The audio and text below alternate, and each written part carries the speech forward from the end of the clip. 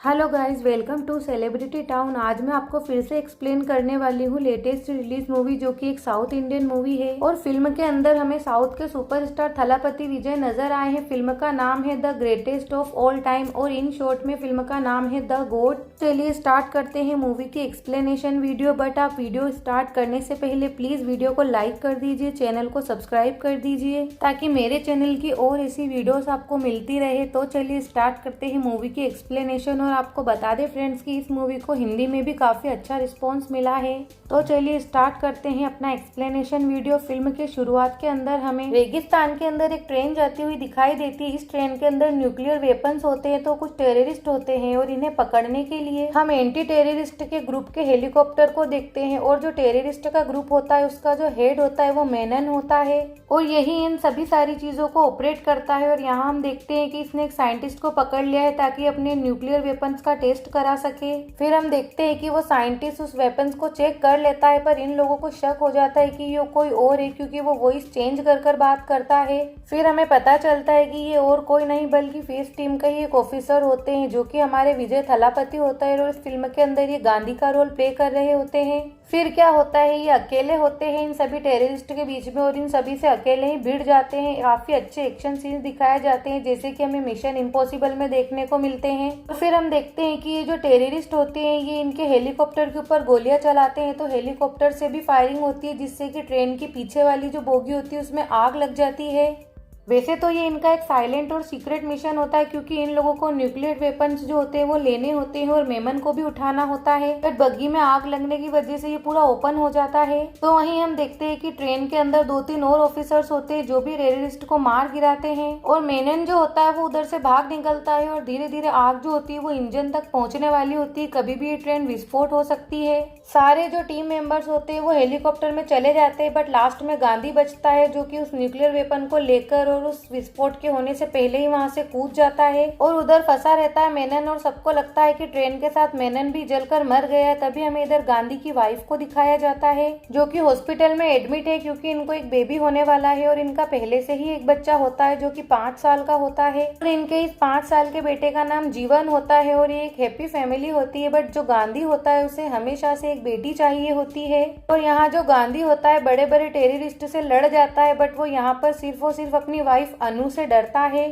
फिर हमें एक पार्टी बताई जाती है, जिसमें शेष के सभी टीम मेंबर होते हैं, यानी कि गांधी के दोस्त पवन, कल्याण और भी सभी। ये सभी लोग एक एंटी टेररिस्ट टीम में काम तो करते हैं, पर उसके साथ ही ये सब पुराने दोस्त भी होते हैं। फिर हमें यहाँ दिखाया जाता है कि अनु फिर से हॉस्पिटल जाती है अनिल की जो वाइफ होती है उसको चेक कराने। और वो उसकी वाइफ से बोलती है कि उसको लगता है कि गांधी का बाहर कहीं अफेयर चल रहा है, क्योंकि वो उस दिन भी उसके साथ नहीं आया और आज भी नहीं आया। इसके चलते उसको इस तरह का शक होता है। और वो कहती है कि कई बार वो मेरा कॉल कट कर देता है, और कई बार मैंने उसके पास से लड़कियों की आवाज भी सुनी है। फिर वो वक्त आ जाता है जबकि गांधी आ जाता है, और गांधी को अच्छी खासी डांट पड़ती है। उसकी वाइफ उसे कहती है कि तुम्हारा कहीं अफेयर चल रहा है, मैं तुम्हें छोड़ दूंगी। पर गांधी उसे बताता है कि ऐसा कुछ भी नहीं है, मैं एक सीक्रेट एजेंट हूँ और मैं सेस के लिए काम करता हूँ। पर उसकी वाइफ उसकी एक नहीं मानती, उसकी कोई बात नहीं सुनती और उससे नाराज रहती है। तभी वो एक आइडिया लगाता है और अपनी वाइफ से कहता है कि मैंने अपना एक और हनीमून प्लान किया है, वो भी थाईलैंड पर। हम तीनों मेंबर जाएंगे और हमारे जो नया मेहमान आने वाला है वो भी घूम लेगा।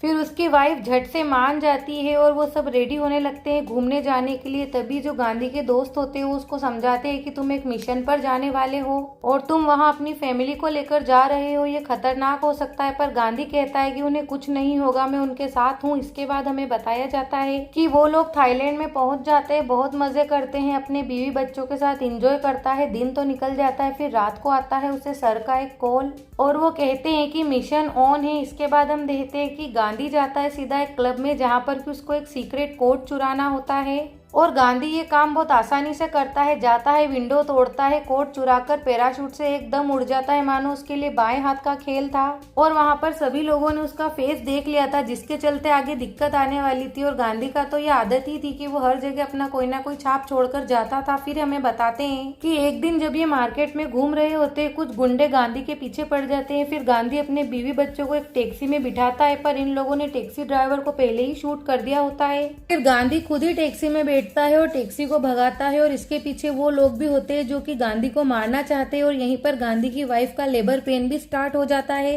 पर यहाँ गांधी के पास कोई ऑप्शन नहीं होता, उसे इन लोगों से भी लड़ना होता है और अपनी वाइफ को भी संभालना होता है और इनके साथ इनका छोटा बच्चा भी था। फिर गांधी इन दोनों को एक जगह छुपा देता है और फिर उनसे लड़ने के लिए पहुंच जाता है और उसकी वाइफ का लेबर पेन भी काफी ज्यादा बढ़ चुका होता है। तभी वहाँ पर कल्याण आ जाता है और इन सभी लोगों को शूट कर देता है और गांधी को कहता है कि तुम भाभी को लेकर हॉस्पिटल जाओ। फिर गांधी लेकर जाता है भाभी को, यानी कि अपनी वाइफ को हॉस्पिटल। वहां जाकर वो बिल वगैरह पे करता है। तभी उसका बेटा बोलता है कि मेरे पैर में दर्द हो रहा है, तो गांधी अपने बेटे को एक जगह बिठा देता है और फिर वहां से चला जाता है और अपने बेटे को कहता है कि यहाँ से कहीं मत जाना। पर फिर वो जब लौट कर आता है तो देखता है कि उसका बेटा वहाँ नहीं था। वो सब जगह ढूंढता है पर उसका बेटा कहीं नहीं मिलता और वो काफी ज्यादा परेशान हो जाता है क्योंकि उसको अपनी वाइफ को भी जवाब देना होता है। वो हॉस्पिटल के आसपास भी ढूंढता है, अपने फ्रेंड्स वगैरह को भी कॉल करता है पर कोई रिस्पॉन्स नहीं मिलता। फिर वो सीधा पुलिस स्टेशन पहुंचता है जहां पर उसे पता चलता है कि एक जगह पर कई बच्चों की जली हुई बॉडी मिली है और वो वहां जाकर देखता है कि एक डेड बॉडी होती है जो कि पूरी जली हुई होती है, पर उसे पहचानना काफी मुश्किल होता है। पर उसके हाथ में एक स्पाइडरमैन का टैटू होता है जिससे कि गांधी ये कंफर्म करता है कि हाँ, ये उसके बेटे की ही डेड बॉडी है। फिर यहाँ पर गांधी के पैरों के नीचे से जैसे जमीन ही खिसक जाती है। एक तो अपनी वाइफ को क्या जवाब देगा, दूसरी बात कि उसकी वजह से उसका बेटा मारा गया क्योंकि उसने अपनी फैमिली में किसी को भी नहीं बता रखा था कि उसने क्या काम करता है। उसने सबको ये कह रहा था कि वो टूरिज्म की कोई जॉब करता है। उसने आज तक अपनी बीवी को भी ये बात नहीं बताई थी, पर जब वो आकर अपनी बीवी को सब बात बताता है तो उसकी बीवी बहुत ही ज्यादा गुस्सा हो जाती है और उसे कभी माफ नहीं करती और उनके एक बेटी भी हो जाती है और फिर वो गांधी को छोड़कर चली जाती है। फिर कई साल बीत जाते हैं जब गांधी ने सेस भी छोड़ चुका होता है। अब वो एक नॉर्मल जिंदगी जी रहा होता है और अनु जो कि उसकी वाइफ होती है, उसने इतने सालों में गांधी से एक बार भी बात नहीं की, सब रिश्ते नाते तोड़ दिए। गांधी भी एक सिंपल जीवन जीने लगता है। एयरपोर्ट पर सबके पासपोर्ट वगैरह जो चेक करना होता है वहाँ पर जॉब करना स्टार्ट कर देता है और यहाँ अनु अपने बेटे की मौत की वजह भी गांधी को ही मानती है और उन दोनों की थोड़ी बहुत अगर बातचीत होती है तो वो उनकी बेटी के थ्रू होती है। फिर एक दिन हमें एक पार्टी बताई जाती है जिसके अंदर की गांधी भी होता है और वो जो पुराने सीएस के टीम मेंबर्स थे वो सब भी वहाँ पर मौजूद होते हैं। फिर वहाँ गांधी की बेटी जिगीशा आकर गांधी को पूछती है कि मम्मा ने कहा है कि क्या आप मुझे सेफली घर छोड़ दोगे। उसके बाद उस पार्टी में नजीर सर जो होते हैं वो गांधी को समझाते हैं कि तुम कब तक खुद को ही कोसते रहोगे, जो होना था वो हो चुका है।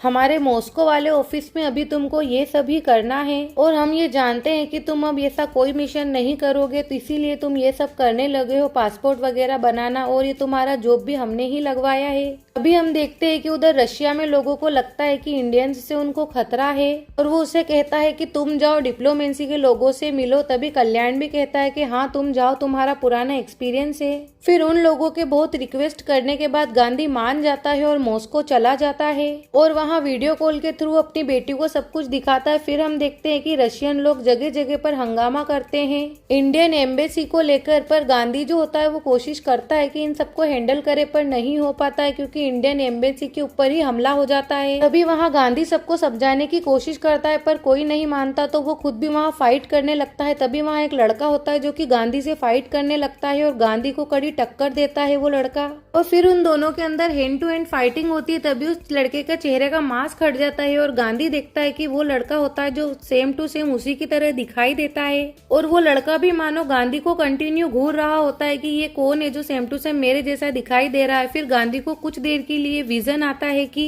हो ना हो ये उसका बेटा जीवन ही है। तभी वहाँ पर रशियन पुलिस आ जाती है और वो लड़का भी वहाँ से भाग जाता है।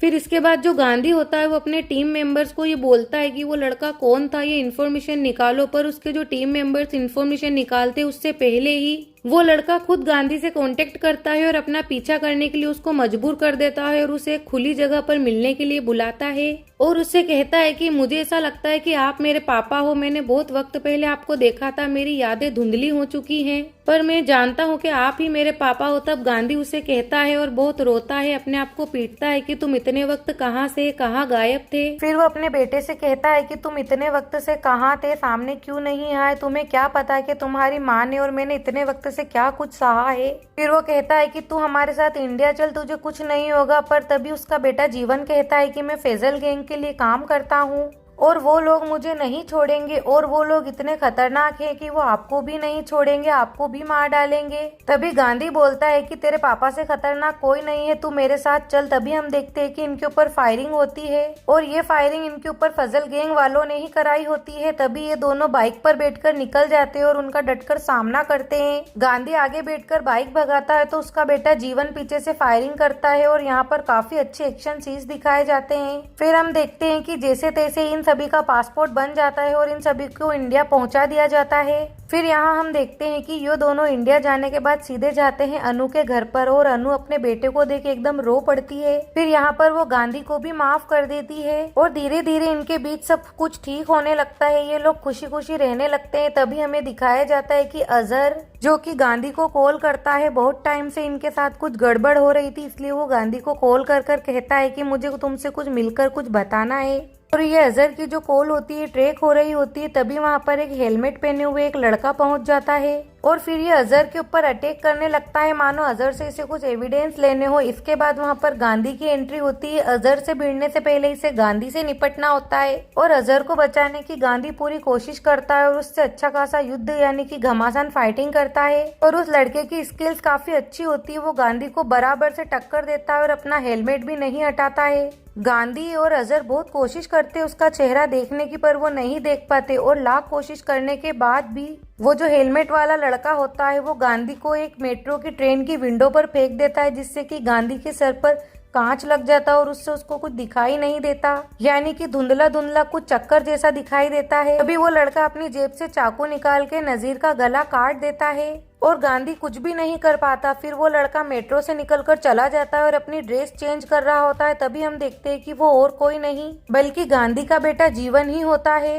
उस वक्त चेन्नई में एक मैच चल रहा होता है जिसके चलते सब लोग येलो कलर की जर्सी पहनकर निकल रहे होते हैं और उन सभी के बीच में जीवन भी जर्सी पहनकर निकल जाता है। इस वजह से गांधी उसका पीछा नहीं कर पाता। फिर हमें जीवन की हिस्ट्री दिखाई जाती है कि जब हॉस्पिटल के अंदर जीवन गायब होता है तो उसे और कोई नहीं गायब करवाता बल्कि मेनन गायब करवाता है। मेनन मरा नहीं होता है बल्कि जिंदा होता है। फिर हमें वो ट्रेन वाला सीन बताया जाता है जिसके अंदर की मेनन होता है और वहाँ पर सिर्फ मेनन नहीं होता, मेनन की पूरी फैमिली भी होती है। मेनन की पूरी फैमिली वहाँ मर चुकी होती है, सिर्फ वो ही जिंदा बच्चा होता है। तभी उसके दिमाग में खुराफाती आइडिया होता है कि मैं उसके बेटे से ही उसके बाप को मरवाऊंगा। फिर वो एक लोकल गैंग से उस बच्चे को चोरी करवाता है और फिर उसको इतना ज्यादा टॉर्चर करता है, उससे भीख मंगवाता है ताकि अपना पुराना पास्ट भूल जाए। फिर उधर जो बच्चे की जली हुई डेड बॉडी मिलती है, ये भी इसका ही प्लान होता है ताकि गांधी को लगे कि उसका बेटा मर चुका है। और इधर जब जीवन को यानी कि गांधी के बेटे को लोकल गैंग परेशान करते हैं, टॉर्चर करते हैं, तभी वहाँ एंट्री होती है मेनन की, जो कि एक मसीहा बनकर आता है और जीवन को उन सभी से बचाता है। और यहाँ ये बच्चा समझता है कि उसे मेनन ने ही बचाया है, वो नहीं जानता कि ये सारा प्लान मेनन का ही होता है। और फिर ये इसको छोटे से बड़ा करता है और उसको ये विश्वास दिलाता है कि वो ही उसका असली पापा है। हालांकि बायोलॉजिकल फादर नहीं है, पर उसने उसको बचाया है और उसका विश्वास जीतने के लिए वो धीरे धीरे अपना सारा कारोबार बिजनेस जीवन को सौंपता जाता है। फिर जैसे जैसे जीवन बड़ा होता है वो गन चलाना सीख जाता है, स्मगलिंग करना सीख जाता है, सभी गलत काम सीख जाता है। और फिर मेनन एक दिन उसके सामने रोता है कि जिसने मेरे पूरे परिवार को खत्म कर दिया वो और कोई नहीं बल्कि तुम्हारा बायोलॉजिकल फादर है। पर बेटा मैं तुम्हें नहीं कहूंगा कि तुम उसकी जान ले लो, पर ये तो कर सकता हूँ कि मैं सुसाइड कर लूँ, क्योंकि मैं एक बेटे के हाथ उसके बाप को नहीं मरवा सकता। ये सुनकर जीवन को बहुत गुस्सा आ जाता है और वो कहता है कि मेरे पापा को यानी कि मेनन को कोई तकलीफ नहीं दे सकता। फिर वो मेनन से कहता है कि उसको कितना तड़पा तड़पा कर मारना है ये सिर्फ आप डिसाइड करना, मैं सब कुछ कर दूंगा। फिर हमें प्रेजेंट डे के अंदर बताया जाता है कि जीवन सबके सामने नाटक कर कर उस घर में रह रहा होता है और एक एक करके सभी सेस के मेंबर को मार रहा होता है जो भी गांधी के करीबी होते हैं, गांधी के टच में होते हैं। फिर वो मेनन को कॉल कर कर कहता है कि पापा आपको वो नजारा देखना चाहिए, पता नहीं वो किस नजारे की बात करता है। और फिर वो विदेश से अपने पापा मेनन को इंडिया बुलवाता है और अपने पापा का नाम वगैरह सब कुछ चेंज कर देता है। तभी इंडियन फोर्स जो होती है वो मेनन को पकड़ लेती है और ये कॉल गांधी को जाती है कि यहाँ ऐसे ऐसे कोई आया है। तभी जीवन इंडियन फोर्स के एक ऑफिसर की बेटी को किडनैप कर लेता है और वो ऑफिसर और कोई नहीं बल्कि गांधी का पुराना दोस्त सुनील होता है और उसकी वजह से ही गांधी को अपना कंटेनर छुड़ाना पड़ता है, पर फिर भी जीवन उसकी लड़की को मार देता है। तभी गांधी जो होता है वो नेवी के कंटेनर्स की सीसीटीवी फुटेज मंगवाता है। उसके अंदर वो देखता है मेनन को कि मेनन अभी भी जिंदा है और वो फिर से लौट कर आया है जरूर कुछ ना कुछ बड़ा करने के लिए। और यहाँ हम देखते हैं कि गांधी जो है वो कल्याण के ऊपर भी थोड़ा बहुत शक करता है। तभी हम देखते हैं कि चेन्नई के अंदर सीएसके का सेमीफाइनल चल रहा होता है और जीवन ये प्लानिंग करता है कि वो पूरे स्टेडियम में विस्फोट कर देगा। तो वहीं इधर गांधी जो होता है वो एक एक कड़ी जोड़ने की कोशिश करता है और उसे पता चलता है कि इन सबके पीछे जो होता है वो उसका बेटा जीवन ही होता है। उसे पता चल जाता है कि उसके सभी टीम मेंबर्स को भी जीवन ने ही मारा है, क्योंकि जीवन के आने के बाद से ही ये सब कुछ स्टार्ट हुआ है। फिर वो सोचता है कि उसने उसके घर पे ही सबसे पहले ध्यान नहीं दिया। फिर इधर हम देखते हैं कि गांधी जीवन को अरेस्ट करे उससे पहले ही जीवन गांधी को घायल कर देता है। और जब गांधी को होश आता है तो वो देखता है कि उसकी वाइफ और वो दोनों बंधे हुए हैं और उनके सामने मेनन खड़ा है।